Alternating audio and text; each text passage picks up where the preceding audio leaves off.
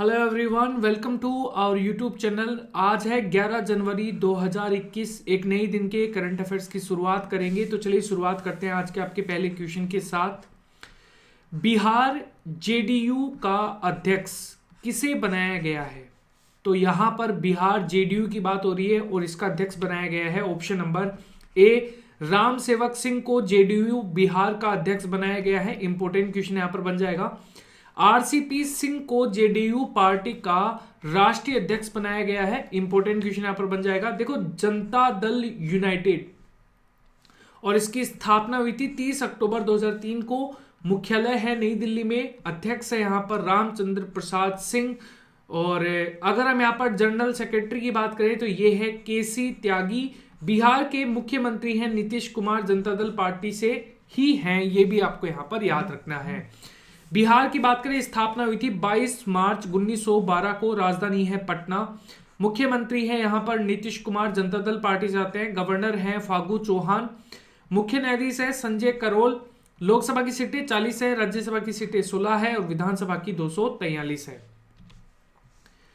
किस भारतीय मूल की महिला को अमेरिकी उपराष्ट्रपति कमला हैरिस के उप प्रेस सचिव के रूप में नियुक्त किया गया है? यह नियुक्त किया गया है option number B, Sabrina Singh को। विनीता गुप्ता को एसोसिएट अटॉर्नी जनरल के पद के लिए यहां पर नामित किया गया है। यह भी आपको यहां पर याद रखना है। अमेरिका की बात कीजिए। अमेरिका उत्तरी अमेरिका महाद्वीप में स्थित है। United states of America. राजधानी है यहां पर वॉशिंगटन डीसी। करेंसी है अमेरिकन डॉलर। राष्ट्रपति हैं जो बाइडेन। अमेरिकी की स्पेस एजेंसी है, उसका नाम है नासा और इसका मुख्यालय है वॉशिंगटन डीसी में। कहा कि सरकार ने भ्रष्टाचार की शिकायतें दर्ज करने के लिए सतर्क नागरिक मोबाइल ऐप को लॉन्च किया है। सतर्क नागरिक मोबाइल ऐप को लॉन्च किया है। ए करेक्ट होगा यहां पर, जम्मू एंड कश्मीर। ए यहां पर राइट आंसर है। केंद्र शासित प्रदेश जम्मू एंड कश्मीर में अब लोग मोबाइल ऐप पर भ्रष्टाचार की शिकायतें दर्ज करा सकेंगे। इसके लिए सतर्क नागरिक मोबाइल ऐप को लॉन्च किया गया है और इस ऐप पर न केवल शिकायतें दर्ज होंगी बल्कि उस शिकायत के संबंध में हुई प्रगति के बारे में भी यहां पर जानकारी की जा सकेगी। जम्मू एंड कश्मीर केंद्र शासित प्रदेश है। उपराज्यपाल है मनोज सिन्हा। यहां पर अगर हम वुलर झील की बात करें तो ये ताजे पानी की सबसे बड़ी झील है। डल झील के किनारे पर श्रीनगर है, वो आपको यहां पर देखने को मिलेगा। और जम्मू एंड कश्मीर जो है ये पहले राज्य था, लेकिन अब 370 खत्म होने के बाद यहां पर केंद्र शासित प्रदेश बना है। तो ये भी आपको यहां पर याद रखना है। किस राज्य की सरकार ने ध्यान दी लोहरी योजना को शुरू किया है? यह शुरू किया गया है ऑप्शन नंबर बी, पंजाब की सरकार के द्वारा। यहां पर लोहड़ी के त्योहार से पहले पंजाब के मुख्यमंत्री कैप्टन अमरिंदर सिंह ने यहां पर ध्यान दी लोहरी जो योजना है इसकी शुरुआत की है। ध्यान दी लोहरी की शुरुआत करते हुए मुख्यमंत्री ने 5 छोटे बच्चों को 5100 रुपए का सगुन और बेबी किट प्रदान किया है। यहां पर ये इंपॉर्टेंट क्वेश्चन यहां पर बन जाएगा। और इसी कार्यक्रम के दौरान मुख्यमंत्री कैप्टन अमरिंदर सिंह ने ग्रामीण क्षेत्रों में खासकर राज्यों की जो झुग्गी झोपड़ियां हैं उनके अलावा यहां पर स्कूलों और कॉलेजों के छात्रों को मुफ्त सैनिटरी पैड है उसको भी यहां पर बांटे हैं। यहां पर इनको भी यहां पर बांटा गया है। और हर साल लोहड़ी 13 जनवरी को यहां पर मनाया जाता है और ये उत्तर भारत का एक फेस्टिवल भी है। ये भी आपको यहां पर याद रखना है। यहां पर अगला क्वेश्चन देखो, अगर हम पंजाब के बारे में बात करें, पंजाब है, इसकी राजधानी है चंडीगढ़। मुख्यमंत्री है कैप्टन अमरिंदर सिंह, कांग्रेस पार्टी से आते हैं। राजधानी है यहां पर, राज्यपाल है विजेंद्र सिंह बदनौर। और अच्छा, चंडीगढ़ जो है वो हरियाणा की भी कैपिटल है। ठीक है, ये भी आपको यहां पर याद रखना है। पशु है काला हिरण, पक्षी है बाज और वृक्ष है यहां पर शीशम। यहां पर न्यायाधीश है रविशंकर झा। लोकसभा की सीटें 13 है, राज्यसभा की सीटें 7 और विधानसभा की हैं 117। ये सारी की सारी इंपॉर्टेंट क्वेश्चन यहां पर आपको याद रखना है। अगला क्वेश्चन, प्रवासी भारतीय दिवस कब मनाया जाता है? प्रवासी भारतीय दिवस हर बार मनाया जाता है 9 जनवरी को। इंपॉर्टेंट क्वेश्चन यहां पर बन जाएगा। प्रवासी दिवस मनाने का उद्देश्य भारत के विकास में दुनिया के अन्य देशों में रह रहे भारतीयों के योगदान को पहचान है वो दिलाना है। कोविड-19 महामारी के बीच 9 जनवरी 2021 में 16वें प्रवासी भारतीय दिवस सम्मेलन डिजिटल माध्यम से यहां पर आयोजित किया गया है और प्रधानमंत्री नरेंद्र मोदी इसका उद्घाटन करेंगे। 16वें प्रवासी भारतीय दिवस कनेक्शन 2021 का जो विषय है वो है कंट्रीब्यूशन टू आत्मनिर्भर भारत, यानी कि भारत को आत्मनिर्भर बनाने में योगदान देना। ये इस महीने के डेज हैं, तो आप सभी को ये महीने ये जो डेज है वो यहाँ पर याद करने हैं ताकि आप यहाँ पर आराम से जो आने वाली एग्जाम्स है उनमें अच्छा परफॉर्म यहाँ पर कर सके। किस देश ने स्वदेशी रूप से विकसित guided multi launch rocket system जिसका नाम है फैच-1 वेपन सिस्टम का सफल परीक्षण किया है? ये किया है सी, पाकिस्तान के द्वारा। हाल ही में पाकिस्तान ने स्वदेशी रूप से विकसित guided multi launch rocket system का सफल परीक्षण किया है और यह सिस्टम पारंपरिक हथियार को 140 किलोमीटर तक ले जाने में सक्षम है। इस रॉकेट सिस्टम का नाम है यहाँ पर फैच-1 वेपन सिस्टम।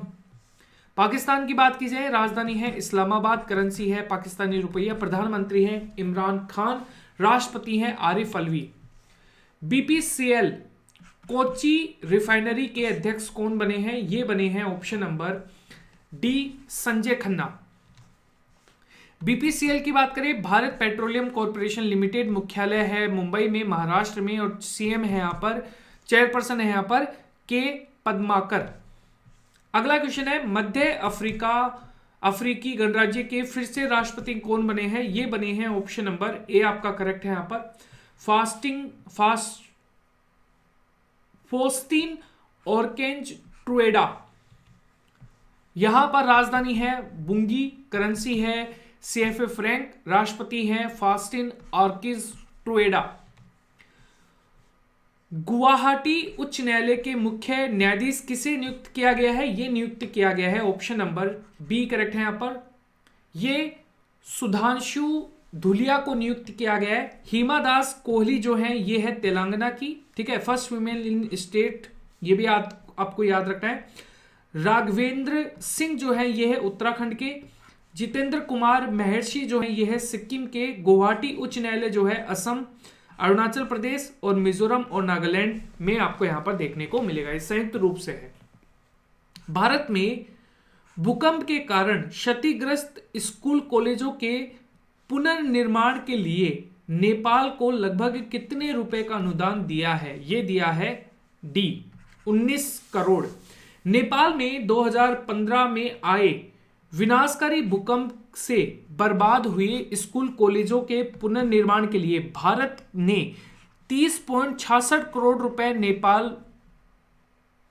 का अनुदान है वो यहां पर दिया है और इसे मिलाकर भारत शिक्षा क्षेत्र में निर्माण कराने के लिए नेपाल को कुल 51.37 करोड़ रुपए भारतीय रुपये यहां पर सहयोग दे चुका है।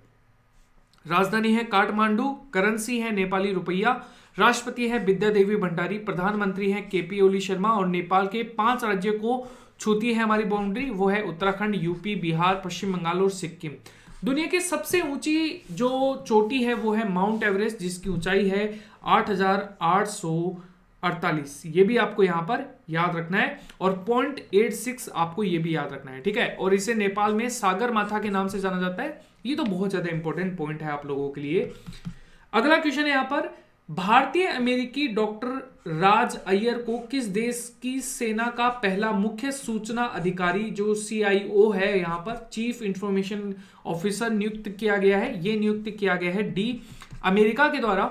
देखो, भारतीय मूल के अमेरिका डॉक्टर राज अय्यर ने अमेरिकी सेना के पहले मुख्य सूचना अधिकारी का पदभार संभाला है और यह पद 3 सितारा जनरल के पद के बराबर है और इसे जुलाई 2020 में बनाया गया है। यहां पर डॉक्टर राज अय्यर अमेरिकी सेना IT कार्यों के लिए 16 बिलियन अमेरिकी डॉलर के वार्षिक बजट की निगरानी करेंगे। डॉक्टर राज अय्यर अमेरिकी रक्षा विभाग सर्वोच्च रैंकिंग वाले भारतीय अमेरिकी नागरिकों में से एक है। अगला क्वेश्चन देखिए यहां पर, किसने वीडियो कॉन्फ्रेंसिंग के माध्यम से 2 दिवसीय वर्चुअल अंतर्राष्ट्रीय अखंड सम्मेलन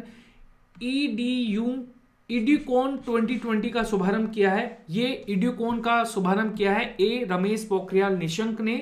2 दिवसीय अंतर्राष्ट्रीय सम्मेलन ग्लोबल एजुकेशन रिसर्च एसोसिएशन के सहयोग से केंद्रीय विद्यालय पंजाब बंडीडा द्वारा आयोजित किया जा रहा है यहाँ पर। और यहाँ पर इसका जो मुख्य थीम था, यहाँ पर इस बार जो इसका थीम था यहाँ पर, वो यहाँ पर क्या था?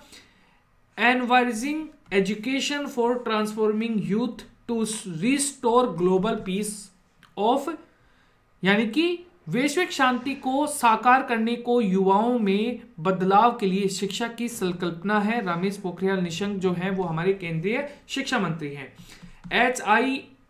IHS मार्टी ने वित्त वर्ष 2020-21 में भारतीय अर्थव्यवस्था कितने प्रतिशत की वृद्धि का अनुमान लगाया है? यहां पर ये लगाया है 8.9।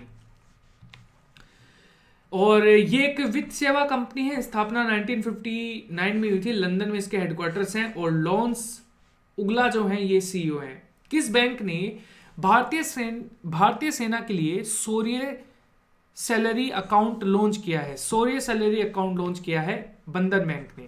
ए करेक्ट होगा यहाँ पर।